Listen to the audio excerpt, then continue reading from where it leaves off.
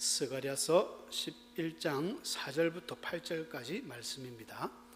제가 봉독을 하도록 하겠습니다. 여호와 나의 하나님이 이르시되 너는 잡혀 죽을 양떼를 먹이라.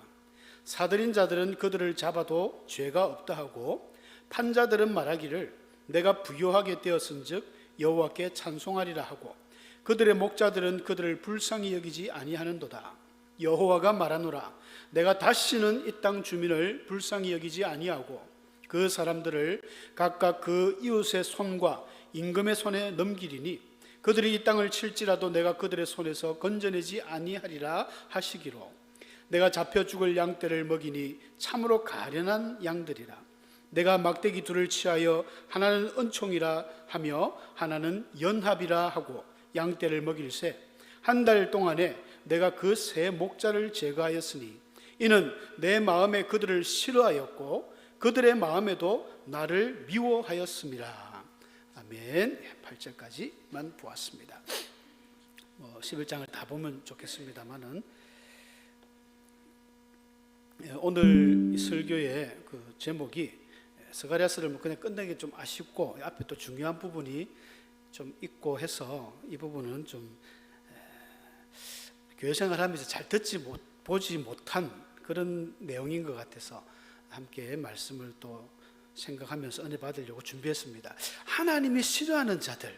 오늘 제목이 좀 낯설지 않습니까? 하나님이 싫어하는 자들.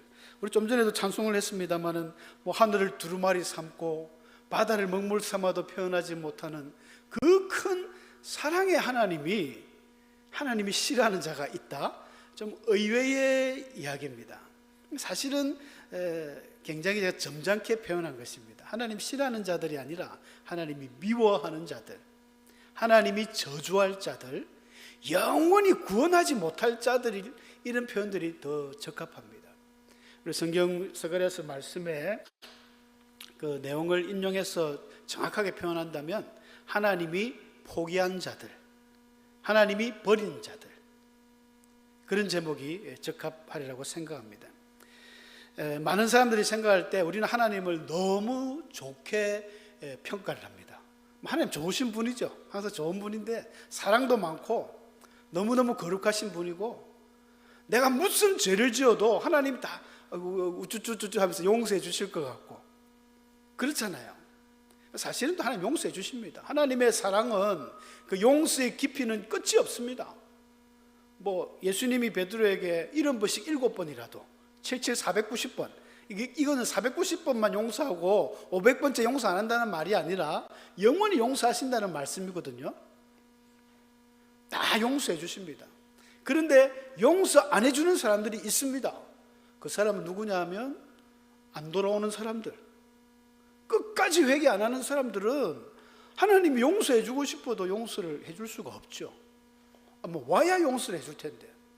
기도하지 아니하는 자들, 하나님 앞에 자기 잘못을 뉘우치지 아니하고 대표적인 그런 신약의 종교 그룹들, 인도자들, 바리새인들, 사두개인들, 목이 곧은 백성들, 자기들은 자기의 삶과 자기의 행동이 너무너무 거룩하고 의롭고 그 당시 유대 사회에서 내가 최고다 이런 아주 교만한 마음이 있었거든요.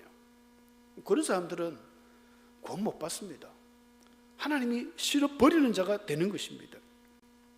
그래서 우리는 하나님에 대해서 오해를 많이 합니다. 또 유대인들은 어떤 오해를 했냐면 하나님이 너무 무서운 분으로 오해를 했습니다.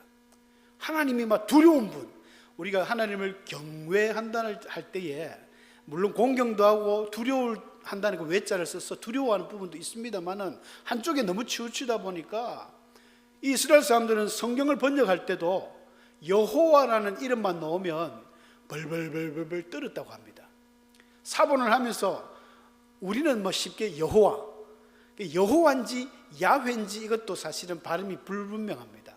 정확하게 기다 말을 할 수 없는 게 너무 장구한 세월 동안 히브리인들이 사본을 하면서 하나님의 이름을 안 썼어요. 자기들이 하나님의 이름을 까먹어 버렸습니다. 좀 우스운 이야기죠. 자기들이 믿는 하나님의 신명, 그 이름을 몰라요. 아도나이라는 그 주님이라는 그 신약의 아도나이를 또 헬라어로 번역한 퀴리오스, 우리의 주인, 주님이라는 표현으로 등장합니다. 그래서 여호와를 읽을 줄 모릅니다. 여호와인지 뭐 야훼인지 학자들마다 야훼가 맞다 여호와가 맞다 하는데 정확하게 몰라요. 자기네들도 안 쓰다 보니까 바빌론 포로 갔다가 왔지. 그러면서 히브리어는 자꾸 조상으로부터 들어서 외우는 건데 듣지를 못했잖아요. 포로 생활 동안 언어를 잃어버렸습니다. 지금의 학자들이 복구를 해가지고 이제 마소라 학파라는 사람들이 모음도 찍고 해가지고 읽어드리지만 원래 히브리어는 자음만 있기 때문에 이 글로서는 못 읽어요. 들어야 됩니다. 근데 조상들이 아빠나 할아버지가 읽혀줘야 듣는데 그걸 포로 기간 동안 70년 뭐 이래 하면서 타락하면서 다 잊어버렸어요. 그러니까 여호와 이름만 두려워가지고 손 씻고 와서 또 아도나이 아도나이 적다 보니까 근데 하나님도 그렇게 두려운 분도 아니죠. 그래서 유대인들은 하나님을 만나면 죽는다 이런 사고가 있어요. 근데 아브라함이 하나님 만났는데 안 죽었잖아요. 그 삼손의 아버지 마노아도 자기 부인이 천사가 여호와의 천사 제2위 성자 예수님인데 나타났을 때 하니까 자기도 한번 만나보자 해가지고 결국 만나주셨는데 안 죽었습니다. 야, 우리 하나님을 보면 죽는다던데. 아내가 참 지혜롭죠. 우리가 만약에 죽을 것 같으면 왜 당신에게 하나님이 나타나셨겠나. 안 죽는다. 기도원도 마찬가지입니다. 그 포도주 타작마달에서 타작하고 있을 때 여호와의 천사가 나타나가지고 기도원아, 네가 이래저래 일을 해라. 네가 하나님의 큰 용사다. 이러니까 내가 어떻게 큰 용사입니까? 당신이 하나님의 천사인 것을 보여달라니까 막 반석에 지팡이 되니까 불이 올라왔잖아요. 그때 기도원이 아이고 이제 죽었다. 내가 하나님 봤으면 죽었구나. 근데 안 죽었거든요. 그래서 등장하는 말이 여호와 살롬입니다. 살롬. 야, 하나님 봐도 안 죽네. 여호와 살롬. 평안하다는 것이죠. 하나님을 알아야 됩니다. 그래서 호세아서 6장 3절에 보면 호세아가 이야기했잖아요. 여호와를 알자. 여호와를 힘써 알자. 이 이스라엘 백성들은 하나님을 한쪽만 알고 삐딱하게 완전히 몰랐어요. 여러분, 우리 오늘날 이 시대에 수많은 그리스도인들은 성경이 완성됐기 때문에 하나님을 아는 것이 환상을 봐서 아는 거 아닙니다. 뭐 들려주옵소서, 하나님 보여주옵소서, 그거 아닙니다. 이상한 영을 또 받지 말고 성경에 다 나와 있잖아요. 성경을 통해서 하나님을 배워가고 알아가는 겁니다. 성경을 많이 보셔야 돼요. 오늘 그래서 제목과 같이 하나님이 싫어하는 자, 하나님께서 싫어하는 자. 우리 잠언스의 6장 16절에 보면 재밌는 말씀이 나오잖아요. 솔로몬이 그런 이야기를 했습니다. 여호와께서 미워하시는 것, 곧 그의 마음에 싫어하는 것이 한 6개, 7개가 있는데 교만한 눈, 거짓된 혀, 무지한 자의 피를 흘리는 손, 악한 계교, 마음을 빨리 악으로 달려가는 발, 거짓을 말하는 망령된 정인, 그리고 형제 사이를 이간하는 자. 하나님이 이거 7개만 싫어하시겠습니까? 많이 있죠. 많이 하나님 싫어하십니다. 그러나 오늘 본문에서 이 스가랴스를 통해서 하나님이 주시는 말씀은요, 단순히 싫어한다는 의미를 넘어서서 나 이제 너희들 포기했다, 내가 너희들을 버렸다, 이런 표현을 쓰고 있습니다. 6절에 정확하게 나오죠. 여호와가 말하노라, 내가 다시는 두 번 다시 내가 너희들을 불쌍히 여기지 아니하겠다. 그리고 그 이웃들, 이방인들과 임금의 손에 너희들 다 넘겨주겠다. 그리고 넘기고 나서는 내가 그들을 손에서 건져주지 않겠다. 하나님이 지금 강한 의지의 말씀을 보여주고 있습니다. 왜 이토록 참 백성들이 악해졌는지. 지금 요건 스가랴 시대 때 배경을 저번에 말씀드렸잖아요. 포로 갔다가 돌아와가지고 정착을 했는데 70년 동안이나 예루살렘이 폐허가 되어 있으니까 집도 올 게 없었습니다. 건축 기술이 있습니까? 뭐가 있습니까? 겨우 마구간처럼 무너진 옛날 집을 갖다가 대충대충 이래가지고 아마 비만 피할 수 있도록 그래 만들었을 거예요. 아마 엄청나게 열악하고 요즘 이야기하면 난민촌, 거지촌, 그렇게처럼 형성이 됐습니다. 나라도 아니고 이건 엉망이에요. 그런데 자기들의 이제 비전이 하나님의 성전을 세우는 거니까 성전 기공식을 하고 세웠잖아요. 근데 또 아닌 또 위에 사마리아 쪽에서 공격해 오니까 또 싸우고 이러면서 수습됐어요. 그러면서 동네 사람들은 모든 한 5만 명도 안 되는 사람들인데 스룹바벨이나 또 영적인 지도자들, 대제사장 여호수아나 이런 사람들을 향해서 불신이 생기잖아요. 스룹바벨이 추진력이 없다 하는 거 보니까 디디하게 안 되겠다. 또 대제사장 여호수아는 또 소문에 보니까 듣지 않은 소문이 막 흉흉한 소문이 나와요. 이방 여인하고 결혼을 했다. 자기 아들이 결혼을 했다. 실제로 많은 그 당시에 이 높은 지휘관들이 이방 여인하고 결혼을 다 한 거예요. 근데 왜 이방 여인하고 결혼했겠습니까? 포로로 올 때 여자들이 따라오질 않았어요. 부인들이 따라오질 않은 거예요. 어딜 간들 도시에 살면은 부인들이 도시 정착하면 시골 가자 이러면 잘 안 가잖아요. 남자들은 뭐 시골에 가서 밭농사도 하고 뭘 하겠다 하는데 이 부인들은 자녀 교육도 있고 도시 생활이 좋기 때문에 잘 안 옵니다. 그래서 수많은 사람들이 거의 다 이방인하고 결혼을 해버리니까 영적으로도 피폐하고 그 다음에 삶도 피폐하고 그러다 보니까 여호와의 신앙 자체가 다 지금 흐트러진 상태. 그런 상태에서 드디어 선지자도 없었어요. 선지자도 안 나타나다가 한 15년 만에 드디어 학계 선지자가 나타나셔서 막 백성들에게 꾸중도 하면서 너희들 이러면 안 된다고 신앙의 그 힘을 북돋았을 때 그 말을 듣고 회개한 사람들은 다행히 하나님 앞에 다시 신앙이 회복됐어요. 근데 여전히 그 말을 안 듣는 사람들도 있거든요. 그런 사람들입니다. 여전히 하나님 말을 안 들어요. 회개 안 해요. 어디 간다 보면 항상 교회도 뭐 그렇지 않겠습니까? 다 은혜 받으면 좋겠는데 우리의 바람인데 꼭 몇 프로는 은혜를 못 받고 엉뚱한 소리하고 교회를 분란시키고 목사님 흉을 보고 장로님 흉을 보고 이런 부류가 있다니까요. 있습니다. 큰 교회는 아마 더하죠. 뭐 방송에서나 볼 때는 와, 저 교회 큰 성도들은 어마어마해 보이는데 모르긴 몰라도 그쪽에도 이 어둠의 어떤 부분들이 있어가지고 항상 파벌이 생긴다는 거예요. 인간의 어떤 건 어쩔 수가 없습니다. 이 스가랴 시대 때도 그랬습니다. 그래서 하나님께서 뜬금없이 스가랴에게 그런 이야기를 합니다. 우리 읽었던 본문이죠. 여호와 하나님이 이르시되 너는 잡혀 죽을 양떼를 먹이라 라고 스가랴에게 하나님이 툭 사명을 던졌습니다. 여러분 스가랴가 젊은 소년 선지자인데 이 본문에서 나올 때 스가랴에게 분명히 하나님이 이야기를 하셨는데 스가랴가 이야기를 하다 보니까 나중에 스가랴가 아니에요. 예수님인 거예요. 메시아의 하나님의 모습으로 또 이야기하는 것도 나옵니다. 6절 같은 말이 그래요. 내가 다시 날 때 내라는 거는 스가랴가 아니거든요. 근데 하나님이 스가랴에게 야 너 가서 잡혀 죽을 양떼가 무엇입니까? 쓸모없이 그냥 좀 있으면 오늘 내일 잡혀 죽어서 사람들에게 먹힐 그런 양들을 말합니다. 얼마나 불쌍합니까? 그 양들 불러서 네가 좀 먹여라. 이스라엘 백성들을 이야기합니다. 갈 데 없고 올 데 없고 비판 그 끝장나버릴 그 양떼들을 불러가지고 네가 좀 잘 돌봐라. 잘 돌보라. 그래서 실제로 열심히 돌봤어요. 돌봤는데 이 사람들이 그 돌보면 고마워해야 되지 않습니까? 근데 고마워하지 않는 겁니다. 요 뒷절에 보면은 7절에 보면요 스가랴가 하는 이야기예요. 근데 스가랴가 하는 이야기면서도 예수님이 또 하는 이야기예요. 이게 선지자의 원래 어투가 이사야도 그렇고 이사야가 말하고 예레미야가 말을 하는데 실제로 예레미야가 말을 하면서도 예레미야 안에 있는 성령님 예수님이 막 이야기하는 거거든요. 마치 내가 잡혀 죽을 양떼를 먹였는데 참으로 가련한 양들이라 불쌍하잖아요. 양을 막 먹였는데 그래서 막대기 둘을 취하여 하나는 은총 하나는 연합이라 해가지고 양떼를 먹였다는 거예요. 은총과 연합이라는 하나님의 사랑으로 이 양떼를 돌봤다는 것입니다. 이거 스가랴가 한 게 아니고 예수님 하나님이 하신 것이거든요.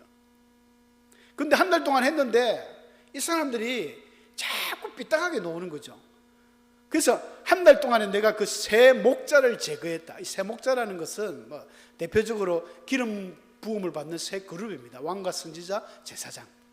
이들을 다 갈아치워버리고 그러면서 하는 말이 내 마음에 그들을 싫어했다. 이 스가랴 마음이 아니라 하나님 마음이고 예수님 마음이에요.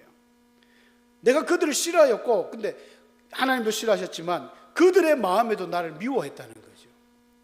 그러니까 결론적으로 무슨 이야기냐면 하나님께서 이 싫어버릴 자들, 이 포기할 자들을 위해서 마지막으로 너 불러서 좀 잘 해줘라. 여러분 예수님이 이 땅에 오셔가지고 하신 일 아닙니까? 3년 동안이나 이미 허물과 죄로 죽어버렸던 이 불쌍한 인생들을 위해서 예수님이 헌신하셨습니다. 머리 둘 곳이 없이, 인자는 머리 둘 곳이 없다. 잠도 제대로 못 자고 늘 선교 사역을 했습니다. 복음을 전했습니다. 하나님 나라를 전했습니다. 병자들을 고쳐주셨습니다. 마음이 상하고 정말 괴로운 그런 사람들을 다 구원해 주셨습니다. 그런데 돌아온 것은 무엇입니까? 예수를 십자가에 못 박아라. 예수님을 대항하고 예수님을 죽여버렸잖아요. 똑같은 상황입니다. 하나님께서 그토록 백성들을 잘 해보려고 그렇게 했는데 했건만 이 돌아오는 것이 그들이 나를 미워했다는 거예요. 그래서 다시 한번 또 6절하고 똑같은 이야기입니다. 내가 이르되, 여기서 내도 마찬가지죠. 하나님입니다. 내가 너희를 먹이지 아니하리라. 죽는 자는 죽는 대로 내버려 둘 것이다. 망하는 자는 망하는 대로, 나머지는 서로 살을 먹는 대로 쫄딱 이 살 먹는 역사가 성경에 여러 번 나와요. 이 아수르에 의해서 북이스라엘이 망할 때도 이 살을, 동네 그 부녀들이 자기 아이들을 삶아 먹는 거. 그 다음에 성경에는 안 나오지만 요세푸스 기사에 보면은 그 AD 70년에 예루살렘이 성전이 망할 때 로마의 그 티투스 장군이 함락했을 때 포위를 했었거든요. 안에서 사람을 삶아 먹고 구워 먹는 이런 일이 있었습니다. 역사적으로 살을 먹는 대로 내버려 두겠다. 그만큼 엄청난 이게 하나님의 저주죠. 저주. 돌아보지 않겠다는 것입니다. 이런 일들이 실제로 일어난 것입니다. 그래서 하나님이 오죽 답답하셨으면 이에 은총이라는 말이 뭡니까? 여러분, 하나님의 은총, 하나님의 돌보심, 사랑인데 하나님 그 은총의 막대기를 꺾어버렸습니다. 시편 23편에 보면 주의 지팡이와 막대기가 나를 안위하신다고, 은총의 막대기와 연합의 막대기로 이 양들을 잘 돌보고 또 주위에서 악한 짐승들이 오면 그 막대기로 막 치고 하는 이건데 그 막대기를 부러뜨린 거예요. 결국 이것은 모든 백성과 세운 언약을 폐하려는 것이다. 하나님이 이스라엘 백성하고 언약을 세웠잖아요. 출애굽기 19장에서 이스라엘 백성들이 왔을 때 시내산에서 언약을 맺었을 때 너희가 내 백성이 될 것이다. 내가 너희 하나님이 될 것이다. 너희들은 앞으로 제사장 나라가 되고 내 하는 일을 모든 것을 다 해. 너희 나의 거룩한 소유가 될 것이다. 언약을 체결했습니다. 다윗과도 언약을 체결했습니다. 많은 에스겔에도 보면 하나님 언약들이 있어요. 이제 끝장이라요. 끝장. 너희들 이스라엘 하나님의 택한 민족이라고 선민이라고 자랑했지만 너희들하고 언약은 끝장이다. 이제 그야말로 메시아는 너희들만의 메시아가 아니라 전 세계 모든 이방인들에게, 어떻게 보면 우리에게는 더 감사한 일이지만 딱 이스라엘 사람들에게는 언약을 폐하게 되는 그 말을 하는 거예요.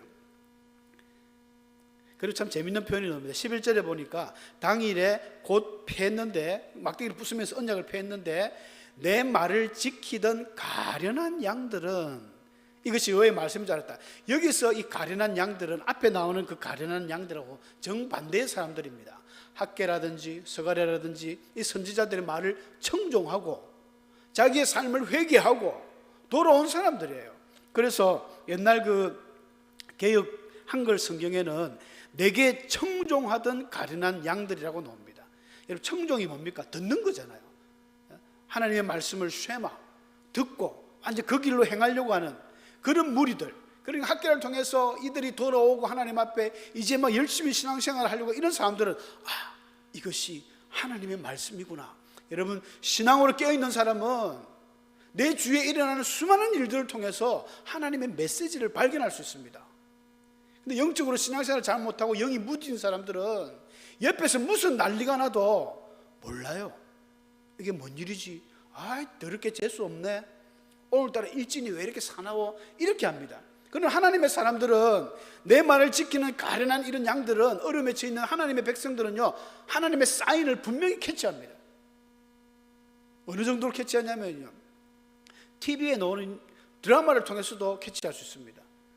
하나님의 메시지는 성경을 통해서 당연히 많이 오지만 모든 사람들, 오늘 제 메시지를 통해서도 하나님의 음성은 나갑니다. 그렇지 않습니까? 극동방송을 듣는데, 우연히 목사님의 설교를 듣는데 내 머리를 띵하게 때리는 하나님의 메시지도 있습니다. 그거를 깨닫지 못하는 사람들이 많아요. 근데 내 말을 지키던 이 가련한 양들은 그걸 깨닫는다는 것입니다. 하나님이 또 한 번 이야기합니다. 내가 야 그들에게 이르니 너희가 좋게 여기면 내 품삯을 한번 내게 주봐라. 돈도 안 받고 이런 거예요. 스가랴가 그 불쌍한 가련한 양들, 죽어서 어쩔 줄 모르는 곧 죽을 그 양들을 돌보면서 은총과 연합의 막대기로 잘 돌봤는데 품삯도 안 주고 일을 시켰다는 거예요. 너 품삯 한번 주봐라. 주기 싫으면 안 줘도 된다. 그렇지 않으면 그만두라. 주려면 주고 말라면 말하라는 거예요. 기가 차는 거죠, 하나님이. 근데 이 사람들이 어떻게 했냐면 은 30개를 달아서 내 품삯을 줬다는 거예요. 우리 마태복음에 나오는 이야기죠. 예수님을 판 가룟 유다가 은 30을 받고 팔았습니다. 자기가 나중에 후회해가지고 그 제사장들에 다시 갖다 주니까 야 이걸 우리한테 거룩하지 못한 걸 왜 주느냐 하면서 그 주위에 토기장이의 그 밭을 사가지고 이제 길거리에서 객사하는 사람들의 무덤을 만들었거든요. 피밭이라 해가지고 그게 요 스가랴서에 나오는 말씀입니다. 마태복음은 또 이 인용을 이상하게 그게 예레미야가 말했다는데 예레미야가 말한 게 아니고 스가랴에서만 딱 나오는 부분이거든요. 이 토기장이의 그 비유는 이사야서도 나오고 예레미야서도 나오지만 그때의 토기장의 비유는 뭐 그릇을 깨고 토기장이가 마음대로 만드는 거지만 이렇게 밭을 사고 은 30개를 던지는 이 부분은 스가랴에서밖에 안 나옵니다. 11장에. 마태가 좀 인용을 잘못한 거죠. 이런 것도 미리 알아놔야지 이단들이 성경이 엉터리다 가짜다 하면 마태가 한 번씩 보면 이야기 그런 거 많이 해요. 말라기 한 이야기 갖다가 또 다른 데 한 이야기라 그러고. 그러니까 이 은 30개를 주더라는 겁니다. 근데 여러분 은 30이 어느 정도 그 가치냐면요. 출애굽기에 보면 노예가 종들이 일을 하다가 소나 어떤 동물에게 짐승에게 받쳐서 죽어버렸어요. 그러면 그 노예 죽은 몸값으로 은 30개를 주라 이랬습니다. 율법에. 그럼 은 30개는 뭐냐면 그냥 실수로 소에 맞춰 죽은 사람 노예의 몸값이 은 30인 거예요. 정말 얼마 안 되는 거죠. 돈으로 환산해도 한 1,000만 원 될까요? 여러분 요즘 사람 죽으면 어떻게 됩니까? 교통사고로 사람이 죽으면 인사사고 나면 한 못해도 10억 나오죠. 그래 놓을 겁니다. 이게 젊은 사람들은 돈이 더 많이 나오고 보상이. 근데 예수님도 마찬가지잖아요. 꼴랑 은 30개 그냥 노예 몸값 1개. 요셉은 20개 받았으니까 그보다 더 작게 받았는데 그걸 주더랍니다. 여러분 하나님이 굉장히 기분 나쁜 거예요. 13절에 보니까 그래 놨습니다. 여호와께서 내게 이르시되 그들이 나를 헤아린 바. 제가 좀 빨갛게 표현을 해놨는데 하나님이 생각해 보니까 그들이 나를 헤아렸다는 저 위에서 여러분 잠깐 보면 표준 세번역에서는 재미나게 풍자하면서 이런 이야기합니다. 그들이 내게 알맞는 싹이라고 생각해서 쳐준 것이다. 너 그 정도면 이거 먹고 떨어져 하면서 30개를 책정했다는 거예요. 말도 안 되거든요. 30개가 뭡니까? 300개, 3000개는 줘야 되지. 아브라함도 막벨라 굴을 할 때 300개 받았잖아요. 300개인가 400개인가 300개 헷갈립니다. 그러니까 하나님께서 하시는 이야기 그들이 나를 헤아린 바 그 싹을 토기장에 던져버리라. 토기장에게 던진다는 이 말이 좀 어렵습니다만은 저도 잘 몰라 주석을 찾아보니까 토기장이가 어디 있느냐면 흰놈의 골짜기라고 그 예레미야서에 나오거든요. 너희가 이제 흰놈의 골짜기에 있는 토기장이 밭에 가서 그 사람하고 이야기하는 과정이 나오는데 흰놈의 골짜기라는 곳은 그 수많은 몰렉 신상 어린아이들을 제사했던 그 어린아이들이 유골들이 많이 발견되고 그래서 지옥의 입구라는 그런 표현이 있습니다. 옛나라는 지옥의 입구. 그러니까 온갖 쓰레기며 인육이며 그 냄새가 지독한 유대인들이 흰놈의 골짜기 하면 몸쓰리 치는 정말 추하고 더럽고 지저분하고 그런 곳을 흰놈의 골짜기라고 합니다. 거기에 던져버리라는 거예요. 더럽다, 재수없다. 우리가 생각하면 그런 거죠. 야, 너 꼴랑 이같이 주고 내 싹을 너희들이 했어. 하나님이 너무너무 모욕적이고 너무너무 기분 나쁜 거예요. 던져버리라, 토기장이한테. 그런 표현입니다. 그래서 스가랴가 그 말대로 던지고 그 다음에 나오는 말들이 연합이라고 하는 둘째 막대기를 또 부러뜨립니다. 은총과 연합으로 잘 이렇게 연합은 이 공동체적인 의미가 있죠. 형제끼리의 우애입니다. 그러니까 이스라엘 백성들이 흩어질 것이다. 이 예언이에요. 실제로 이제 70년 예루살렘 성전이 망하면서 유대인들은 전 세계로 다 흩어지면서 나라 없는 고아가 됩니다. 1948년 우리나라 독립하고 똑같죠. 그때 이스라엘이 만들어지거든요. 그진 2000년을 나라 없이 떠도는 이 예언의 말씀처럼 되어버린 거죠. 하나님이 참 무시무시합니다. 하나님이 하나님의 말씀을 끝까지 배신하고 이런 행동하는 자들에게는 하나님이 정말 싫어하시고 그들을 버리고 포기하고 막 이렇게 해버립니다. 그렇다고 해서 하나님이 영 그런 모습만 있는 게 아니에요. 아까도 말씀드렸지만 하나님은 이 두려운 부분도 있지만 사랑의 부분도 너무너무 많습니다. 긍휼하심. 제가 대표적으로 세 개만 이야기합니다. 구스 여인을 범했던 모세, 구스 여인을 취했다 그러죠. 민수기 12장에 보면 구스 여인을 모세가 취했으므로 아론과 미리암이 막 모세를 흉보는 그 내용이 나옵니다. 그 과정에서 하나님이 어떤 결론을 내렸냐면, 야 너희들, 모세와 아론을 딱 불러가지고는 막 회막에서 하나님 불이 나오면서 이야기를 하시는데, 너희들 모세가 누구라고 너 함부로 그렇게 비방하느냐. 모세는 하나님의 집에 충성된 사환이고, 또 나는 어떤 선지자들에게도 꿈으로 이상으로 보여주지만 모세는 직접 이야기하는 사람이다. 그는 내 얼굴을 보는 사람이다. 그런데 너희들 겁도 없이 내 종 모세를 비방하느냐 하면서 하나님이 쌩 가버렸어요. 하나님도 가끔 욱하십니다. 하나님이 늘 사랑하지만 하나님 욱하는 거예요. 모세하고 하나님이 같이 활동할 때 얼마나 이스라엘 백성들을 진짜 때려 죽이려 했습니까? 몇 번이고 가데스 마네에서 죽이려고 그랬죠. 시내산 밑에서 그 아론이 금송아지 섬길 때도 다 때려 죽이려 했는 거 모세가 하나님 참으십시오. 중재를 잘했지 않습니까? 하나님 그 은혜를 못 잊는 거예요. 모세, 사무엘, 욥 3대 의인이라 하지 않습니까? 대단한 분들이죠. 그래서 그 미리암이 문둥병이 일어난 그 사건인데, 근데 그 사건에서 모세가, 우리 모세를 한번 생각해 보면, 제가 모세를 묵상해 보니까 그런 거예요. 모세가 잘한 건 아니거든요.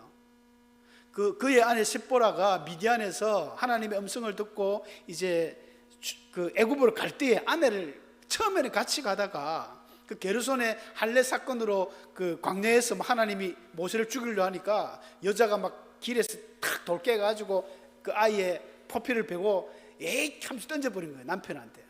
에이 당신은 나의 피남편이라 하면서 막 기분이 나빴겠죠. 십보라가 그래도 그 미디안의 그 장녀지 않습니까? 굉장히 기가 세고 아주 파워풀한 여인이었는데, 그래서 쌩하니 집으로 돌아가 버립니다. 모세가 혼자인 거예요. 비록 나이가 80이지만 남자는 남자였습니다. 그 홀로 있는 적적하니까. 그래서 이 구스의 이디오피아 조그만 그 여인을 품에 안은 거죠. 그래서 뭐 이방인과의 결혼이 원래는 막아졌지만 모세의 행동이 잘했다는 이야기는 안 합니다. 하나님이 너 참 잘했다 이런 말은 없어요. 그러나 모세도 그걸 모르겠습니까? 여호수아도 마찬가지입니다. 대지상 여호수아가 하나님 앞에 더러운 옷을 입고 스가랴서 3장에 나오죠. 그렇게 하나님 여호와의 천사 앞에 섰을 때 떳떳했겠습니까? 떳떳하지 않습니다. 자기의 잘못을 아는 거예요. 하나님 내가 이러면 안 되는데. 하나님 뭐라 하셨습니까? 그 더러운 옷을 벗기라. 내가 네 죄악을 제거하였으니 아름다운 옷을 입히리라. 하나님은 묻지도 따지지도 않았어요. 대제사장 여호수아도 마찬가지고 모세도 마찬가지입니다. 너 인마 이런 일을 왜 했어? 뭐 때문에 했어? 하나님이 뭐 검사처럼 막 꼬치꼬치 물은 거 아니에요. 그냥 묻어준 겁니다. 그렇다고 죄가 없다는 거 아니에요. 우리가 오해를 하면 안 됩니다. 아싸 그러니까 하나님 나를 뭐 이래. 큰일 날 일이죠. 오늘날 참 부끄러운 일이지만 뭐 내노라는 큰 교회 목사님들이 어떤 이런 치적 문제, 여자 문제 7개를 범해가지고 구설수에 말 오릅니다. 그걸 갖다가 자기가 자랑처럼 야 모세도 그랬다, 여호수아도 그랬다, 내가 뭐고 이러면 그 사람 진짜 돌 맞아 죽어야 돼요. 근데 진짜 회개하고 하나님 앞에 하면 누가 돌을 치겠습니까? 현장에서 가늠하다 잡힌 여인, 이걸 우리가 제일 중요하잖아요. 그 현장에서 잡혔어요. 진짜 이거는 확실한 증거입니다. 죽어야 돼요. 돌 맞아 죽어야 됩니다. 근데 예수님이 뭐라고 하셨습니까? 이 바닥에 막 계속 낙서만 하면서 뭐라고 썼는지 모르겠어요. 막 낙서하고 사람들의 그 이 막 돌 들고 분노하는 그거를 한 템포 죽이는 거죠. 만약에 참 예수님이 그 시간 타임도 중요합니다. 여러분 화가 막 났을 때 그 사람한테 바로 대꾸하면 안 됩니다. 이 지혜로운 자는 이 유순한 대답은 노를 시게 한다지 않습니까? 말을 유순하게 해야 되고 막 한 사람이 화가 나가지고 막 하면 당신이 말해, 당신이 하다 보면 이제 칼부림 나는 거예요. 한 템포 쉬어야 돼. 예수님 한 템포 쉬다가 조금 있다가 너희 중에 죄 없는 자가 돌로 먼저 치라. 막 화가 막 났을 때 그 소리 들으면 뭐라 하노 하면서 막 예수님부터 돌 치실지도 몰라요. 근데 사람들이 가만히 있으면서 하나 둘 떠났지 않습니까? 근데 예수님이 뭐라 했습니까? 여인에게 이제 주위에 사람이 없느냐니까 나도 너를 정죄하지 않는다. 그러므로 다시는 죄를 범하지 마라. 이게 예수님 답이었습니다. 우리는 때로는 그 돌을 들고 치려는 그 사람 중에 서 있습니다. 아니면 모세나 여호수아처럼 저는 사람을 향해서 저는 죽어야 돼, 마땅히 죽어야 돼, 이런 마음을 가지고 살아갑니다. 그게 외식이고 교만이거든요. 여러분, 하나님께서 죄를 사했다 하면 사인 거예요. 대지상 여호수아가 피치 못할 그런 더러운 옷을 입고 무슨 죄를 지었는지 모르겠지만 세상 사람들은 손가락질했습니다. 하나님, 저 사람 죽어야 돼요. 저 사람 죄가 많아서 감옥에 가야 돼요. 근데 하나님이 죄를 사해버렸습니다. 그러면 끝난 거잖아요. 근데 하나님 왜 죄를 사하십니까? 저 사람은 죄를 지었기 때문에 죽어야 돼요. 이게 우리 생각인 거예요. 그렇습니까? 회개해야 됩니다. 그렇지 않습니다. 내 눈 속에 들보를 먼저 볼 수 있는 지혜가 필요합니다. 때로는 우리가 자꾸 판단자가 되고 때로는 우리가 이 돌든 사람이 된다는 거예요. 근데 예수님 하나님의 사랑은 이런 다 어마어마한 사랑입니다. 교만하고 외식하는 사람은 오늘 하나님께서 싫어버리는 자들, 포기하는 자들이 될 수 있습니다. 백보자 심판에서 그 좌우로 나뉠 때에 바로 그런 사람이 되거든요. 우리는 어느 편에 서야 되겠습니까? 진실하고 겸손한 우리는 그런 하나님의 사람이 되어야 됩니다. 예수님께서 이런 외식하는 자들을 향해서 무서운 말을 했습니다. 독사의 새끼들아, 회칠한 무덤아. 정말 입에 담을 수 없는 그 시대 최고의 욕을 그들에게 했습니다. 우리도 욕먹지 않으려면 날마다 우리 자신을 잘 살피고 기도하면서 하나님과 동행하는 그런 자들이 되어야 됩니다. 그런 하나님과 늘 동행하는 복된 우리 성도님 되시길 축복합니다. 기도하겠습니다.